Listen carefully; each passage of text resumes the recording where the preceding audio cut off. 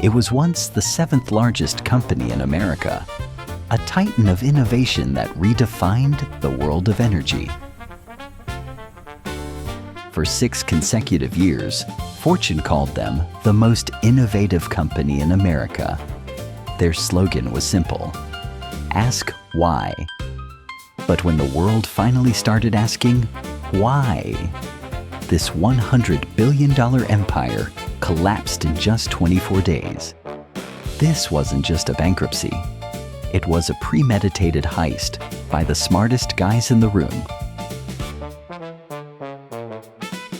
They turned a boring utility company into a high-stakes digital casino, fooling even the best analysts on Wall Street. How did they hide billions in debt while reporting record profits?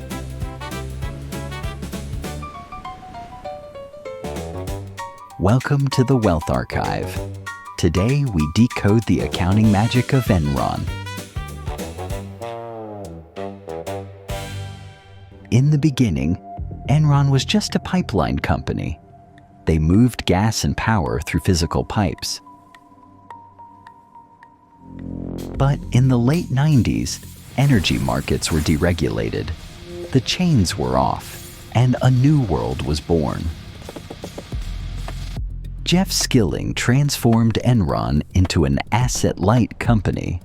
They weren't just selling energy, they were trading it. They treated energy like stocks. They invented weather derivatives and broadband trading. To Wall Street, it was genius. To Enron, it was a way to hide the reality of a failing business. They wanted to be the world's greatest intermediary. They didn't need pipes anymore. They needed faith. Analysts cheered. The stock price kept climbing. But the foundation was built on a dangerous lie. Beneath the high-tech image, a massive hole was opening in their balance sheet.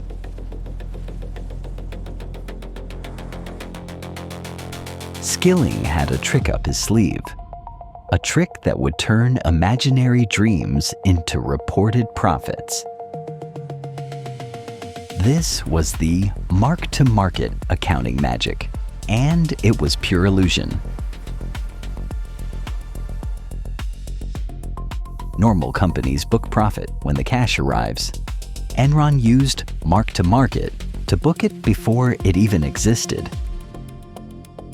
If Enron signed a 20-year energy deal, they estimated the future profits and booked the entire amount on day one.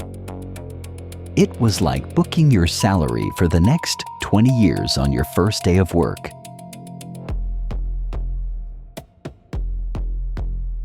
Their earnings were legendary, but their bank account was empty. They were reporting air profit.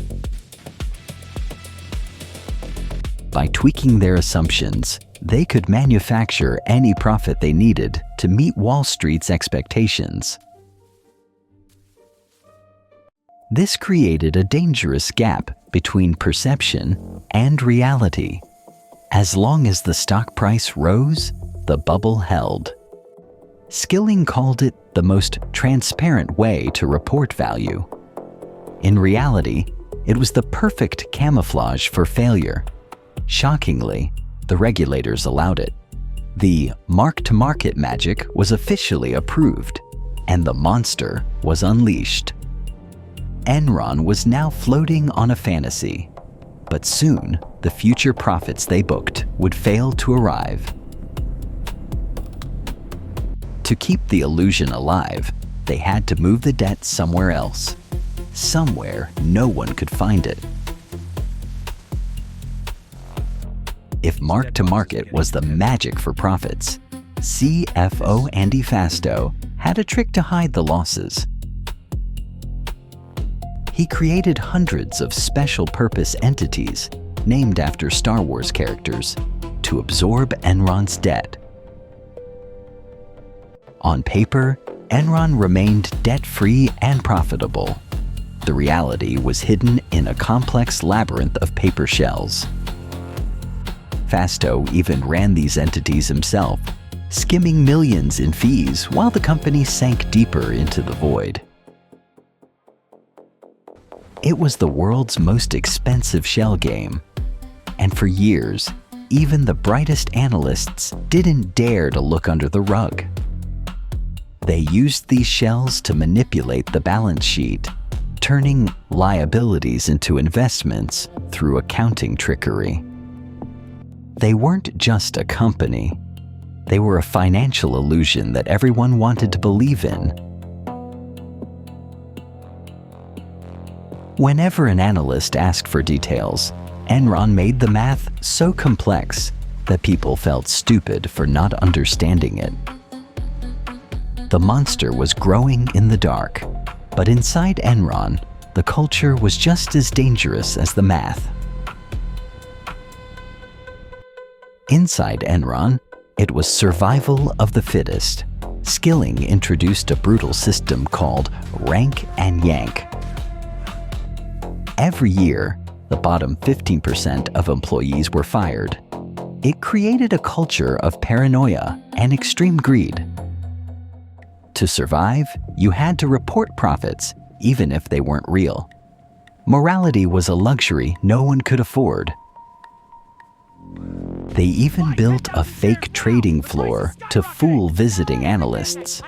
It was corporate theater at its finest. The world kept applauding, but the pressure to keep the lie going was reaching its breaking point. If you questioned the system, you were gone. It was a cult of arrogance that believed they were too smart to fail.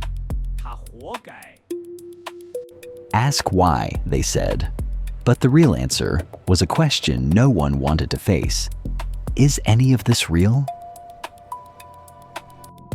The reality was dissolving, and in 2001, the first crack in the glass appeared. The countdown to the biggest bankruptcy in history had begun.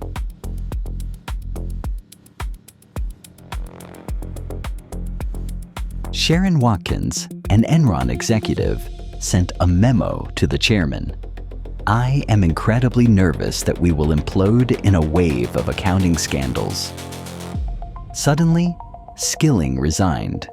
The captain left the ship before the iceberg hit. Panic finally arrived on Wall Street. The stock price collapsed from $90 to almost zero. In 24 days, the dream was dead. At Arthur Andersen, the world's top accounting firm, shredders worked overtime to hide the evidence. It didn't work. Thousands of employees lost their jobs and their pensions. The people who built the company were the ones who suffered most. The smartest guys in the room were now facing a jail cell. The magic show was over. They left behind a ruins of broken trust and shattered lives. The titan of innovation was just a hollow shell. Enron became a symbol of corporate evil, a reminder that when profits seem too good to be true, they usually are.